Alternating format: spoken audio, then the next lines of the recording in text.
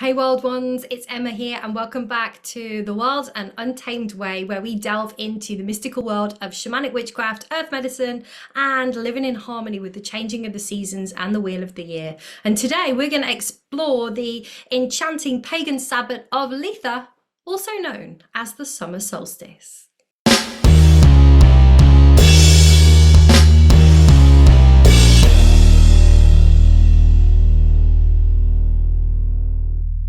Litha is one of the 8 Sabbats on the wheel of the year, marking the peak of summer and the longest day of the year.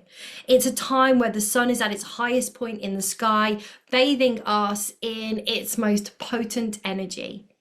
The summer solstice is a powerful moment where light triumphs over darkness, and this symbolizes abundance, vitality, and the fullness of life.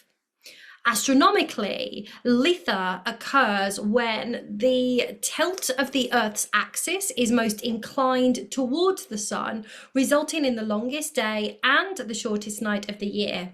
Spiritually, it's a time to honor the sun's life-giving energy, to celebrate the peak of its power, and to reflect on the light within ourselves. The history of Litha dates back to ancient pagan traditions. In many cultures, this time of year was celebrated with great festivals honoring the sun gods and goddesses. The Celts, for example, held bonfires and encouraged the sun's warmth to remain really strong. And in Norse mythology, this time was really sacred to Balder, the god of light and beauty. And over time, these traditions, along with others, have woven together to form the vibrant tapestry of modern Litha celebrations. So as we've mentioned, it's a celebration of light, of life, and the vibrant energy that summer brings. It's a reminder to embrace the fullness of life, to shine our wonderful lights brightly, and to honor the abundance that surrounds us. So with all of that said, let's delve into the magical themes, symbols, and the correspondences of Litha as we come together on this journey. So one of the key themes of Litha is abundance. So this is the time of year when crops are growing strong and flowers are in bloom and nature is bustling with life and color. And this reminds us of the abundance that surrounds us and the prosperity that is possible in our own lives as well. It's a time to reflect on the fruits of our labor and to express gratitude for the blessings that we have received. Another important theme is transformation. So just as the sun begins its descent after reaching its peak, Litha marks a time that is a turning point of the year where we can acknowledge the cycles of nature and also embrace this theme and see how this can inspire us in our own lives. Fire is a really powerful symbol of this time of year as well. It represents the sun's energy, purification, and the spark of life. So bonfires are traditionally lit to honor the sun and to symbolize the burning away of the old to make way for the new. Fire rituals during Litha can be incredibly transformative and really help us to release what no longer serves us and also ignite our passions and intentions. Water is another important symbol, and this represents the balance that is needed to temper the heat and the sun. It's a time to honor the balance between fire, water, light, dark, activity, and rest. And this duality reminds us to seek harmony in our lives, balancing our fiery passions with calm and introspective waters. Animals also play a really significant role in Litha and in its symbolism. So creatures like bees, butterflies, dragonflies, which are really active during this time of year, embody the energy of transformation, community, and the beauty of life's fleeting moments. Plants and flowers in bloom are really a vibrant symbol of life and fertility during this time as well. So herbs like St. John's wort, lavender, and chamomile are often associated with Litha, and they are used for protection and healing and calming properties.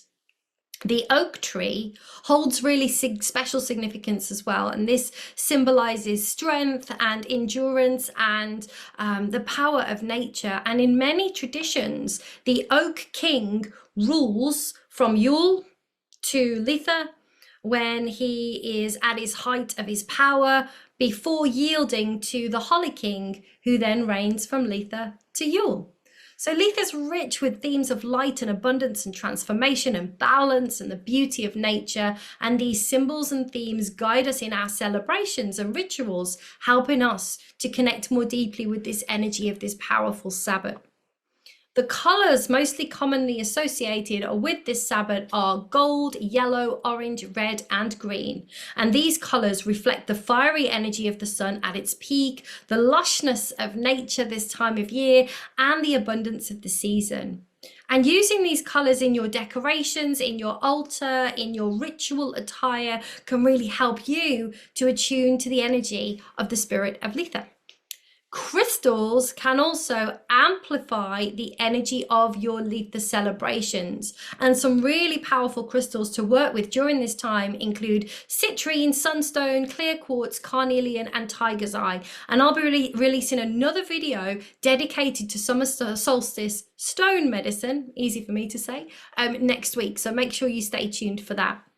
Feasting is also a big part of summer solstice celebrations, incorporating seasonal fruits and vegetables and foods that honor the sun's energy. So things like honey, lemons, berries, and grains can all be included in your feasting celebrations.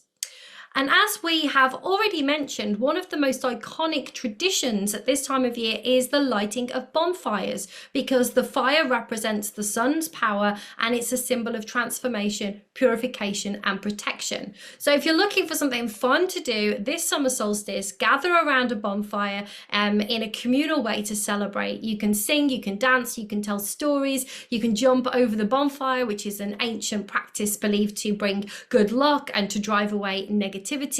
However, if bonfire isn't something that's practical to you, you could simply light some candles, and this can be a really beautiful and symbolic alternative. And I would say use candles that are in the colors of Litha, so golds, yellows, reds, all of these things that represent the sun, and then just focus on your intention as you light each candle, and that may be for gratitude, for protection, or for manifesting a specific goal.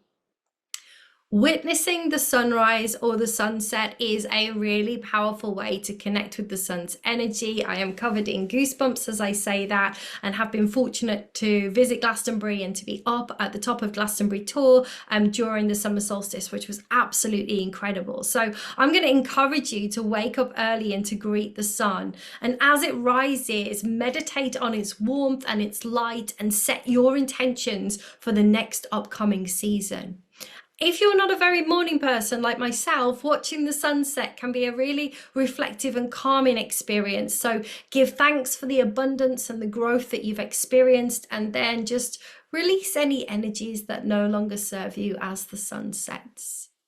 We've already mentioned that water is symbolic, and so you can work with water. It's a great symbol for cleansing and emotional healing as well. So you can incorporate water rituals that can add another beautiful layer to your Litha celebrations as well. So if you have access to a natural body of water, you can visit there. You might want to create a ritual bath, or simply spend time by the water, meditating and absorbing all of that gorgeous calming energy. You can also as well create your own blessed water, your own sun water, by leaving out a bowl of water or a jar of water under the sun to charge it with solar energy. You can use this to cleanse your space, yourself, your ritual tools as well.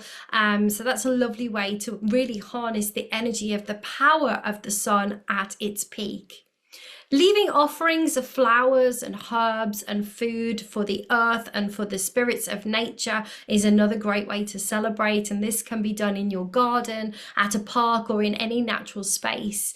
You could also as well create a Litha altar with symbols of the sun, such as sunflowers or candles or solar colored crystals. You could place offerings here as a sign of gratitude for the abundance of the season.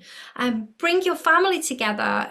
It's an amazing amazing way to celebrate, and they don't necessarily have to have the same beliefs as you, but everybody knows the summer solstice. So it's a good time to come together, sing, dance. You could create or listen to music that celebrates the sun and the earth. You can dance, let the rhythm of the movement connect you with the energies of Litha. And again, this is a lovely way to really amplify the joy and the abundance of the season.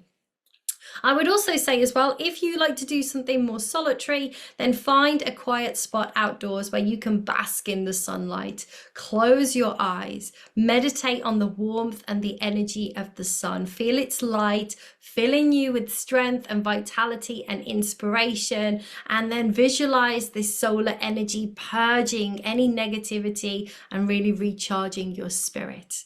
And while we're on the subject of meditations and intentions, now at the summer solstice is a really powerful time for you to set intentions and goals for the second half of the year.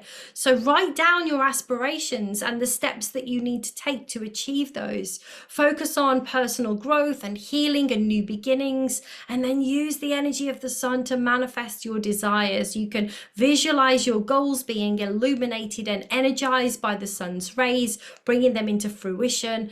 And it's also a really powerful time to reflect on the first half of the year as well. Like, express gratitude for the blessings that you've received. Write down what you're thankful for and how these blessings have really shaped your journey. The solar plexus chakra, which is just above the navel, is associated with personal power and self-confidence. So performing energy work to balance and activate this chakra during this time is really perfect. Use yellow crystals like citrine and tiger's eye and visualize a bright yellow light radiating from your solar plexus. If you practice Reiki or any form of energy healing, you can use this time to cleanse and recharge your energy field. You know, you can really channel the sun's healing energy into yourself and others. Many cultures also honor sun deities during Litha, so you can call upon deities like Ra and Apollo in your rituals, or you can just spend time in nature, leaving offerings for the fae or the tree spirits or other natural beings. And again, always express your gratitude for their presence and their assistance in your life. Something that I do every single pagan Sabbath is I perform a card reading using either oracle cards or tarot cards to gain some insight into the upcoming months. So ask for guidance or on your spiritual path, personal goals, any kind of challenges that you may be facing, or you can use this as a time to really gain some insight into what is going to be coming up for you in the second half of the year. You could also use a reflective surface like a mirror or water or a crystal ball to scry, and use this, stare at this surface, and then allow the images and the symbols that appear to guide you and to offer you wisdom. We've also already talked about food and having a feast, but it's a lovely thing to do to celebrate with other people. And while you're doing this, you could share stories and you can share the abundance of the summer while you're out in nature. Why not collect some herbs associated with Litha and use them in your rituals or in your teas or in your crafting? You could create a crown, a flower crown, while you're out in nature using summer blossoms such as sunflowers and daisies and marigolds, and then wear those during the celebrations to really embody the spirit of the season. And while we're talking about crafty things, there are so many amazing crafty ideas that you can incorporate into your celebrations. You could create a sun wheel using natural materials like grapevines and flowers, and you could then, the sun's wheel represents the sun's power, and it can be hung in your home or in your sacred space.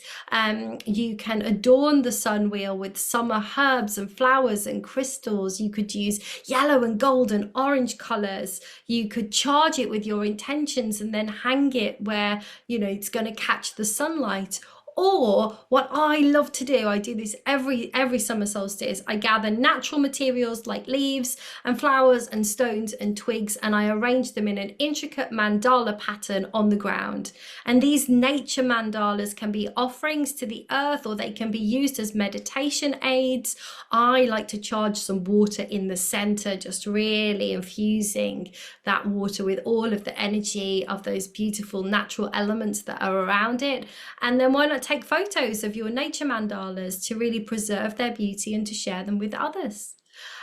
So next up, you can create a Litha altar, and you can do this again with things that represent the season. We've mentioned this briefly, but things like sunflowers, seashells, feathers, other sun symbols. You can include candles and crystals and other objects that resonate with the energy of the season. You can place bowls of fresh herbs and fruit and flowers on your altar as offerings to the sun and to the nature spirits. You can refresh these offerings regularly throughout the solstice period.